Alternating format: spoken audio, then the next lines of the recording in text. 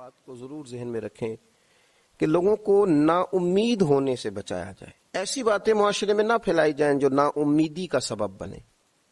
لوگوں کو امید بھی دلائی جائے, ان کی توجہ رب رسول کی جانب بھی کی جائے.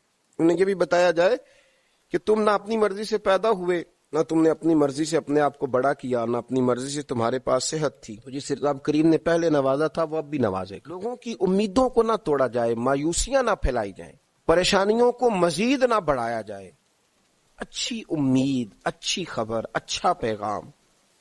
آپ احتیاطی تدابیر ضرور بتلائیں اور لوگوں سے بھی یہ اپیل ہے کہ وہ خوب احتیاط کا مظاہرہ کریں, لیکن یہ بات یاد رکھیں کہ کہیں مایوسی نہ پھیلائیں, کہیں خوف میں مبتلا نہ کریں, لوگوں کے اعصاب پر سواری نہ کریں.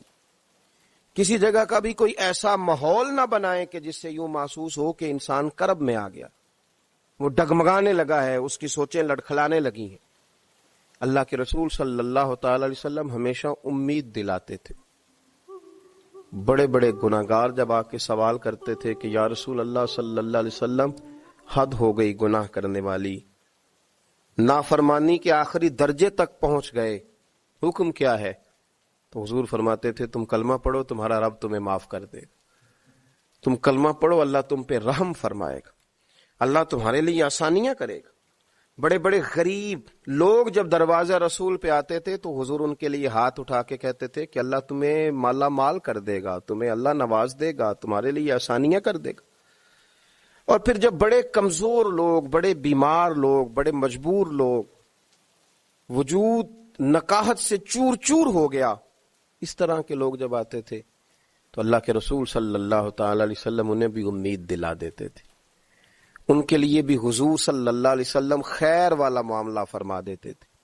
حضرت سعد بن ابی وقاص رضی اللہ تعالیٰ عنہ ارشاد فرمانے لگے کہ میں اتنا بیمار ہو گیا کہ مجھے یوں لگا کہ اب اس بیماری سے اٹھ نہیں پاؤں گا, شاید اس بیماری سے میں انتقال کر جاؤں گا, اب میرے لیے شاید مشکل ہو جائے مزید آگے بڑھنا. ہاں فرماتے ہیں میری ایک ہی بیٹی تھی تو میں نے یہ ذہن بنایا کہ میں وصیت کر دوں اپنے مال میں سے, اللہ کے رستے میں دے دوں, کچھ بیٹی کو دے دوں. میں نے صحابہ کرام علیہم رضوان سے گزارش کی کہ کوئی حضور علیہ السلام کی بارگاہ میں عرض کرے کہ آپ کا غلام تکلیف میں ہے, اگر نظر کرم ہو جائے, اگر رحمت کی نظر ہو جائے, چر ہویا مینوں ترلے لیندیاں, کدی موڑ میرے ول واگاں, خواب میری وچ ایک وار جیاویں, میں ساری عمر نہ جاگاں. حضور اگر مہربانی فرمائیں تشریف لے آئیں. حضرت سعد بن ابی وقاص فرماتے ہیں لاجپال محبوب تشریف لے آئے, کرم نوازی فرمائی. تو حضور کو دیکھا, میں کئی دنوں کا بیمار تھا تو میری آنکھیں برس پڑی, میں رو پڑا. میں نے عرض کی یا رسول اللہ صلی اللہ تعالی علیہ وسلم شاید اس بیماری سے اٹھ نہ سکوں, ایک ہی بیٹی ہے, میرا ارادہ ہے کہ میں اپنا بہت سارا مال اللہ کے رستے میں خیرات کر دوں. تو حضور علیہ الصلوۃ والسلام نے مجھے وصیت کے بارے میں بہت ساری باتیں ارشاد فرمائیں, لیکن قربان جاؤں میں اٹھ کے کھڑا نہیں ہو پاتا تھا, میری ٹانگیں کانپتی تھیں. لیکن جب سرور کائنات علیہ السلام سے میں نے عرض کی حضور اب شاید بچ نہ سکوں گا, اس بیماری سے چلا جاؤں, حضور نے امید دلائی اور نبی پاک صلی اللہ تعالی علیہ وسلم نے فرمایا سعد تمہیں کچھ بھی نہیں ہوگا, ابھی تو تمہاری وجہ سے اللہ اسلام کا نفع کرے گا, کفر کا نقصان کرے گا, بھی تو بڑا کام کرنا ہے, اٹھ باندھ کمر کیوں ڈرتا ہے, پھر دیکھ خدا کیا کرتا ہے. فرمایا تم اپنے آپ کو مضبوط کرو قلبی طور پر. حضرت سعد بن ابی وقاص کہتے ہیں وہ حضور کی باتیں تھیں کہ میرے لیے قوت تھی, وہ ایک طاقت تھی, وہ ایک ایسی توانائی تھی جس نے میرے وجود میں حرارت پیدا کر دی. فرماتے ہیں کہ وہ بہت ساری دوائیاں جو کام نہ کر سکیں وہ کریم محبوب کے چند جملے کر گئے.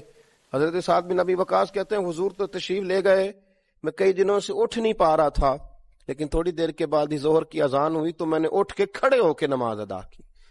تو یاد رکھیں کہ مایوسی نہیں پھیلائیں, احتیاطی تدبیر بتائیں, لوگوں کو آگاہی ہونی چاہیے. ماہرین اطباء ڈاکٹرز کے مشورے پر صحیح طور پر پابندی کے ساتھ سختی کے ساتھ عمل ہونا چاہیے, پر توجہ تو اللہ کی جانب رکھنی ہے نا. ہمیں امیدیں تو رب سے وابستہ کرنی ہے نا, اہل ایمان کا شیوا تو یہی ہے. اللہ تعالیٰ سمجھنے کی توفیق عطا فرمائے.